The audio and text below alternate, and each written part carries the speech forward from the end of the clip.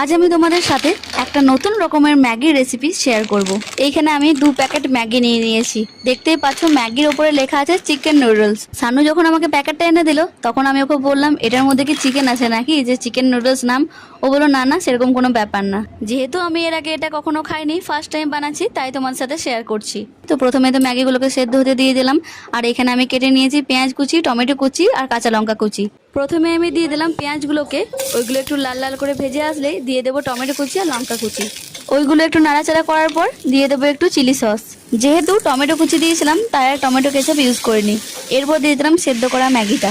ম্যাগির প্যাকেটের মধ্যে যে দুটো মশলা ছিল সেগুলোকেও অ্যাড করে দিলাম, কিন্তু এই মশলাগুলো একটু কালারটা লাল লাল ধরনের, আর আমরা যে ম্যাগিটা সাধারণত খাই সেটা একটু হলুদ হলুদ টাইপের দেখতে।